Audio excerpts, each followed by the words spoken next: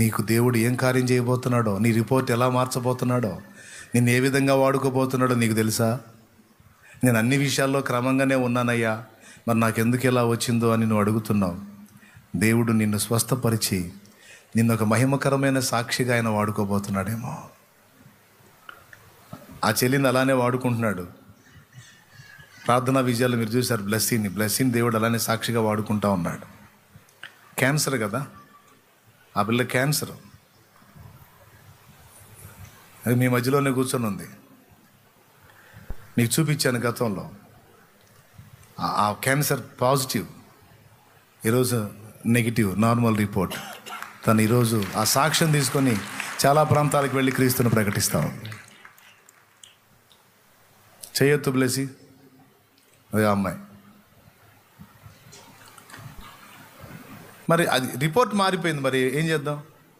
కొంతమందికి బలహీనత అలా కంటిన్యూ అవుతుండే, కొంతమందికి రిపోర్ట్ మారిపోయింది. ఆశ్చర్యం.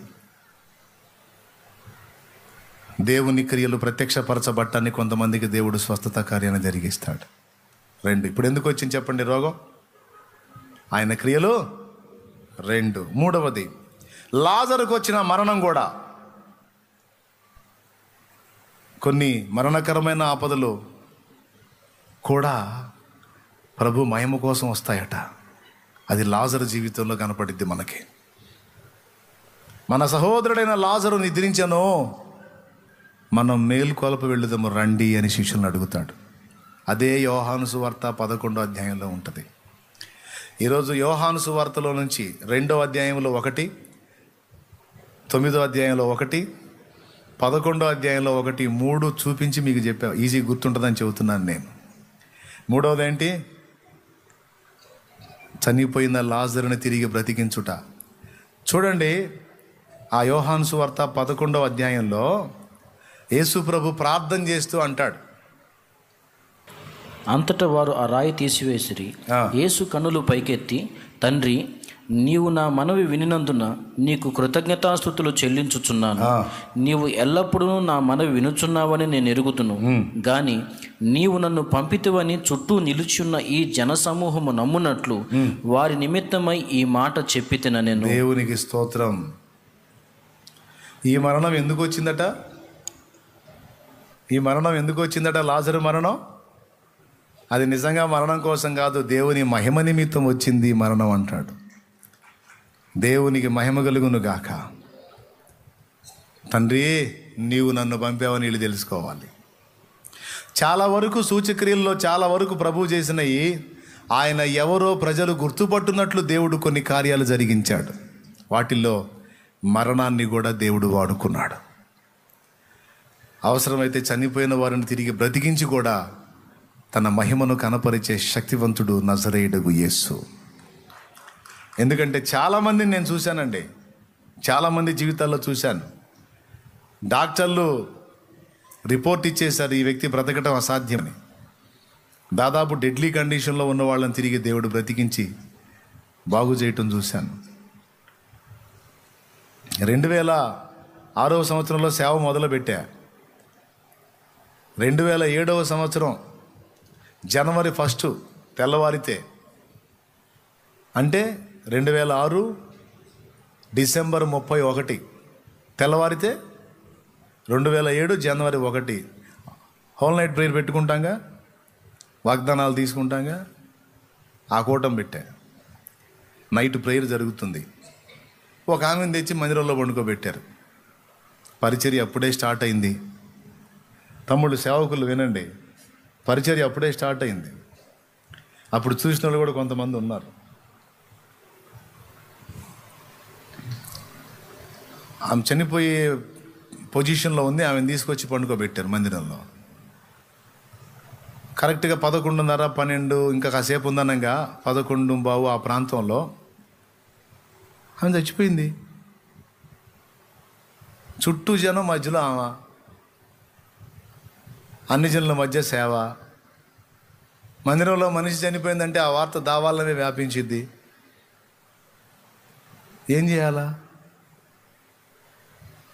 వచ్చి తమ్ముడు దగ్గరికి పోయి చూసి, లేదన్నా అయిపోయిందన్నాను.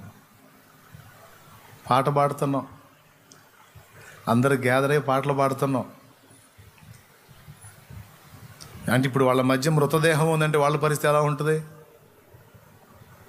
నా పరిస్థితి ఎలా ఉంటుంది? ఏం మాట్లాడలా. ఆమె చనిపోయింది కన్ఫామ్గా. అయితే సోదరికి కొంచెం ఇబ్బందికరంగా ఉంది, మనం ప్రార్థన చేద్దాం రండి అని అందరినీ మోకరింపజేసి, ఆ సంఘం అంతా కలిసి ఎంతమంది ఉంటారు అందులో? 70 మందో ఏమో ఉంటారండి, అంతే. 70 మంది ఏమో ఉంటారు. 70 మంది కూడా ఉండి లేనిగా ఉన్నారు. అందరి మధ్యలో ఉంది. ఇక మోకాళ్ళు వేసి, ఇప్పుడు నా ఫీలింగ్ ఏంది, సేవ మొదలుపెట్టి సంవత్సరం ఇట్లాంటి వార్తలు వెళ్ళినాయి అనుకో, ఇంకేం సేవ? ఆ మందిరంలోకి తెచ్చారంట, మనిషిని చచ్చిపోయిందంట అంటారుగా.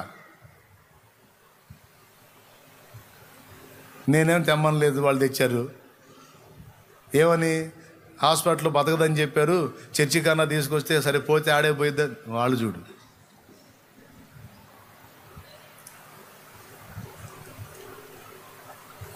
ఇంట్లో పెట్టడానికి మా ఇల్లు అద్దిల్లు, మందిరంలో పోతే దేవుడి దగ్గరికి పోతే ఇంటోళ్ళు గొడవ కూడా ఉండదని వాళ్ళు ఎవరు తెప్పలు వాళ్ళే. ఇప్పుడు నా పరిస్థితి ఏంది? ఆమె పోయింది, సైగ చేశాడు, పోయిందండి. నేనేం చేయాలా? ఇక పాట రావట్లేదు నాకు. అప్పటిదాకా ఆనందంగా పాడినండి, సాక్ష్యం చండాలంగా పోయింది కదా, ఏమైంది, ఎట్లా అయింది అని చాలా క్రొత్త కదా. ఇబ్బంది పడి అందరూ మోకాళ్ళు వేయండి, ఆమె బ్రతుకున్నట్లు, ఆమె స్వస్థత పొందినట్లు ప్రార్థన చేద్దాం. అందరి చేత మోకాళ్ళు వేయించి విశ్వాసంతో ఒక పావు గంట 20 నిమిషాలు ఆపకుండా ప్రార్థన చేశాం. మీరు నమ్మండి నమ్మకపోండి, నాకు అనవసరం, ఆ మనిషి బతికింది.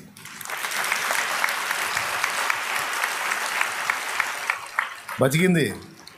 మరి సామాన్యమైన విషయమా? దేవుడి కృప. సజీవంగా బయటికి తీసుకొని పోబడింది ఆమె. మరి సామాన్యమైన కార్యాలు చూసామనుకున్నారని మేము. దేవుడికి స్తోత్రం. ఇప్పుడు చెప్పినటువంటివి కూడా, మరణములను కూడా దేవుడు తన మహిమ కొరకు వాడుకోగలడు. యాయిరు కూతుర్ని బ్రతికించి మయంపరచబడ్డాడు, లాజర్ని బ్రతికించి మయంపరచబడ్డాడు. ఇంకా కొంతమందిని, నాయీను విధవరాలి కుమారుని బ్రతికించి తన మహిమను వ్యక్తపరిచాడు. చావు మీద కూడా తనకు అధికారం ఉన్నదని రుజువు చేశాడు. తాను కూడా చనిపోయి తిరిగి లేచి మరణమునకు భయపడవద్దని మనల్ని ధైర్యపరిచిన ఏకైక వ్యక్తి ప్రభు అయిన యేసుక్రీస్తు. ఆనందించండి నన్ను. కాబట్టి గుర్తుపెట్టుకోండి, మొట్టమొదటిది, దేవుడు తన మహిమతో మనల్ని నింపునట్లు మనల్ని ఖాళీ చేసుకుంటాడు. ఆ ప్రక్రియలో కొన్ని అనుభవాలను మనకు దేవుడు అనుమతిస్తాడు. వాటిని బట్టి కలత చెందొద్దు. దేవుడు నిన్ను చెయ్యి విడవడుగాక విడవడు. అయ్యా, నాలో నేను ఖాళీ అయిపోవాలి, నాలో నువ్వు నివసించాలి ప్రభువా. ఎక్కడెక్కడ నాలో నాయన నీకు నచ్చని అహం పనిచేస్తుందో దాన్ని విరగొట్టు. ఎక్కడెక్కడ నాలో స్వయం పనిచేస్తుందో విరగొట్టు. నాలో ఎక్కడ లోక జ్ఞానం పనిచేస్తుందో దాన్ని విరగొట్టు. నాలో ఎక్కడ శరీర సంబంధమైన ఆలోచనలు పనిచేస్తున్నాయో వాటిని విరగొట్టు. దేవా, నా యందు శుద్ధ హృదయాన్ని కలిగించు ప్రభువా. దీన మనస్కునిగా నన్ను చెయ్యి, వినమ్రునిగా నన్ను చెయ్యి. ఖాళీ చేసేసే బాణల్ని ఖాళీ చేసి నీళ్లతో నింపి మహిమను చూపించావు కదయ్యా. నీళ్లతో నింపి ద్రాక్షరసం చేశావు కదయ్యా. నీకు స్తోత్రాలు ప్రభువా, స్తోత్రాలు ప్రభువా, స్తోత్రాలు ప్రభువా.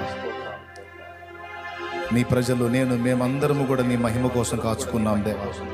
చాలా మంది కన్నీళ్లతో ఉన్నారు, అర్థం కాక. ఈరోజు స్పష్టంగా అర్థమైంది, నా తండ్రి ఆయన మహిమ కొరకు నన్ను సిద్ధపరచడానికే నా జీవితాన్ని ఇలా అనుమతించాడు. ఆయనకే స్తోత్రం. ఇక నేను కృంగిపోను, కలత చెందను, విస్మయం పొందను, వేదన పడను.